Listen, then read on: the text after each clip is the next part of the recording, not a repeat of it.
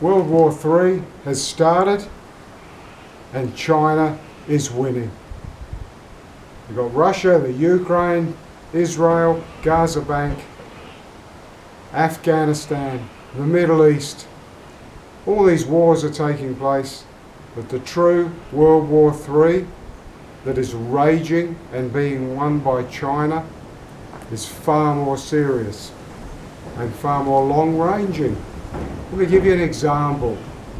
So here in Australia, we've just had an electric car be announced that it's going to go on sale. It's a Chinese company, totally unpronounceable, so they've brought it out with just 3 letters, BYD. They've announced they're going to introduce the seal. They're going to do that at $48,000. How is that possible, you might ask, with all the technology, the battery technology, heated seats, heated steering wheel, air conditioning, heat pump so that you can have a heater in your car. Remember, there's no radiator, the old ways of running the heater. How on earth can they do it for $48,000?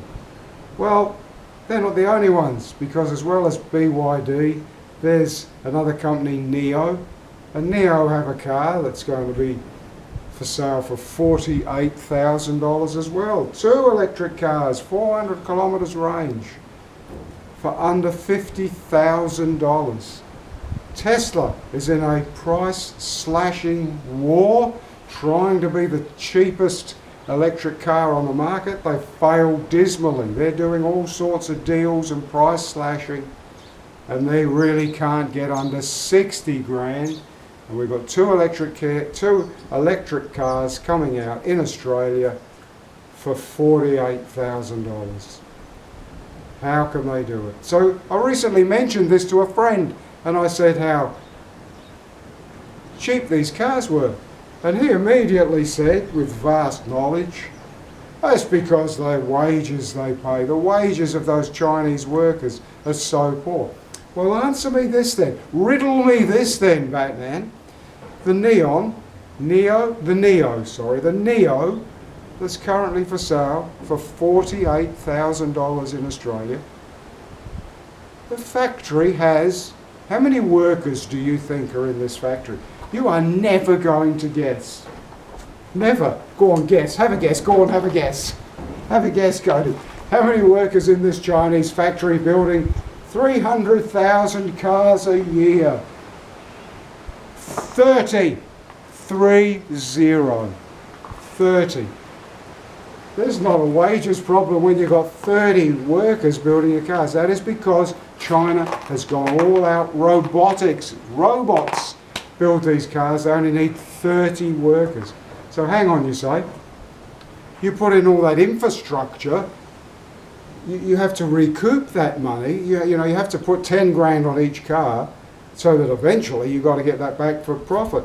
Well, you don't have to when the Chinese government throws billions, not millions, billions of dollars at you for your factories and your research. Billions of dollars. That's why these 2 companies, BYD and NIO, can sell these cars so ridiculously cheaply because the government is propping up their factories. In Australia, we had Holden and Ford, and they were desperately trying to sell cars against a foreign competition. At one time we had to have tariffs. I'm going to come back to the subject of tariffs. Once upon a time we had tariffs, protected our car industry. We had Holden, Ford, Valiant, for a while Leyland Australia. Nothing to do with Leyland in England. Let's not go down that path. That caused a right stir among Australians. But anyway, China, it's not a question of, they just pour billions of dollars into these companies, and that's why the cars can be sold so cheaply. So American analysts have looked at the figures for how much money has been put into the government, by the government, for these electric cars, and the cars that are being sold for about $48,000 are said to be losing, when you look at it in economic terms, every car they sell, they are losing $55,000 on each car. The cars should be selling for a little over 100,000. They're selling for 48,000. Europe has a massive electric vehicle take-up, far more than any other continent, anywhere else on the planet. It's Europe. China now has 10% of the European market, and it's estimated that by the year 2030, China will be selling 33% of the world's vehicles. Why aren't the other governments in other countries doing anything about this? Too complex for this video. But let's forget the governments for a minute. And the workers' union, one of the major workers' unions in Europe, has now launched an investigation into the fact that the Chinese can sell their cars so cheaply because they're being propped up manifestly by the Chinese government with huge bailouts, huge subsidies, huge 300 billion for research overall, staggering figures. And so this European Union has said there's got to be an investigation into this, and that it's looking like there should be a 30% tariff on Chinese cars sold in Europe.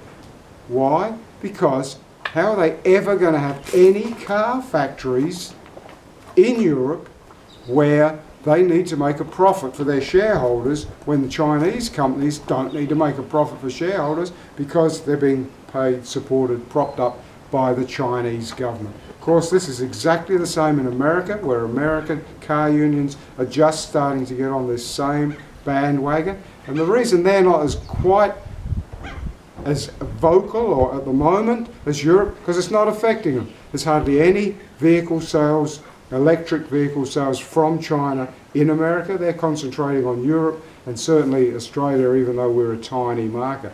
I say we're a tiny market when BYD announced they were going to sell their car in Australia at $48,000. In the first 24 hours, that company's website in Australia received over 50,000 expressions of interest.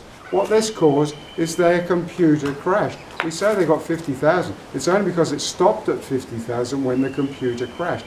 What is so heartbreaking about that is this is how people are rushing to buy something cheap. Who knows how it will last? Chinese are using different types of batteries, dangerous, dodgy batteries. What will their efficiency be like? How long will they last? The resale, that could be a whole other video, because the resale on these cars is going to be shocking. You're going to buy a cheap car and you will never be able to sell it for other than peanuts. And people are just not looking at the big picture.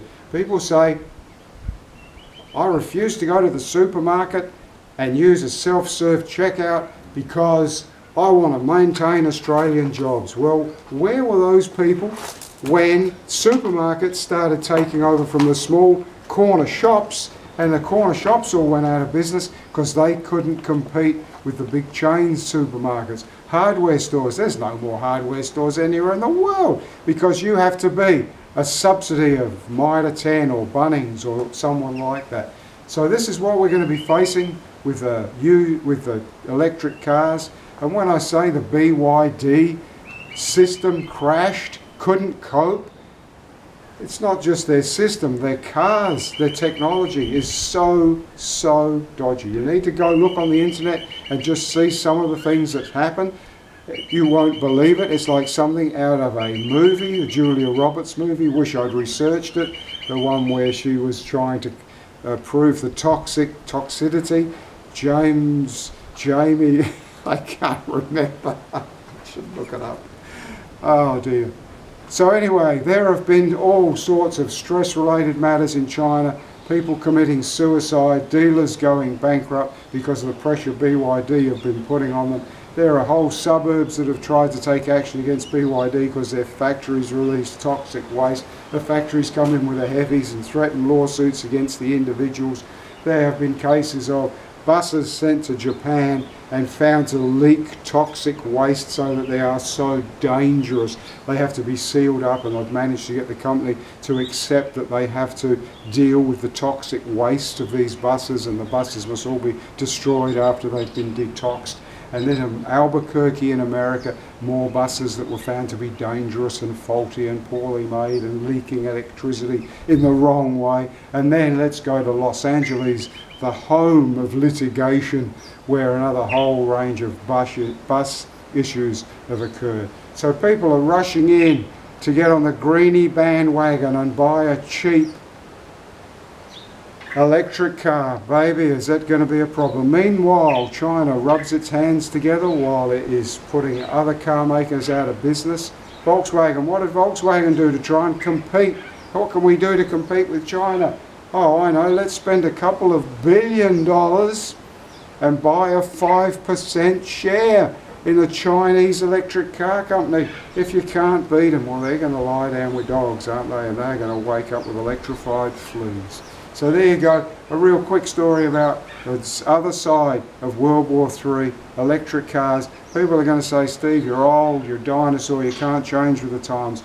It's not a question of hating electric cars. It's people are rushing in, being flooded with cheap trash. Yeah, I know. There are some cheap horses out there too. Now let's not go down that path, eh? Cheers. Till next time.